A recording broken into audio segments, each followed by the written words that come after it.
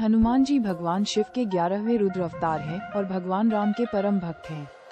उन्हें संकट मोचन, बजरंगबली और पवनपुत्र जैसे कई नामों से जाना जाता है। उनका जन्म माता अंजनी और पिता केसरी के घर हुआ था। उन्होंने अपने जीवन में कई महान कार्य किए, जिनमें सीता की खोज में राम की मदद करना और रावण को हराना शामिल है। जन्म और परिवार। 1. माता पिता। हनुमान जी का जन्म माता अंजनी और पिता केसरी के यहाँ हुआ था, इसलिए उन्हें अंजनी पुत्र और केसरी नंदन भी कहते हैं। 2.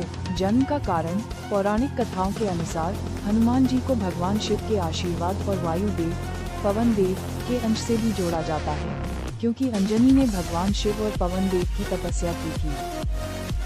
और 3. जन्म का दिन। उनका जन्म चैत्र मास के शुक्ल पक्ष की पूर्णिमा को मंगलवार के दिन हुआ था। प्रमुख गुण और कार्य। 1. संकट मोचन।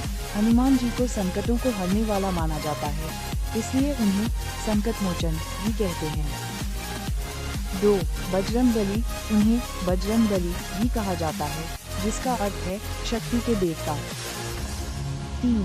रामदूत। वे भगवान राम के दूत और परम भक्त थे, जिन्होंने सीता की खोज और रावण को हराने में उनकी सहायता की। 4. चिरंजीवी।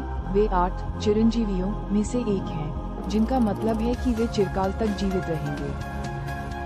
और 5. पंचमुखी हनुमान। लंका युद्ध के दौरान उन्होंने अहिरावण का वध करने के लिए 5 मुख वाला अवतार लिया था। अन्य रोचक तथ्य। हनुमान का नाम। एक कहानी के अनुसार जब वे बाल्यावस्था में सूर्य थे, तब इंद्र के वज्र से उनका जबड़ा टूट गया था, जिससे उनका नाम हनुमान पड़ा, जिसका अर्थ है कुरूप जबड़ा।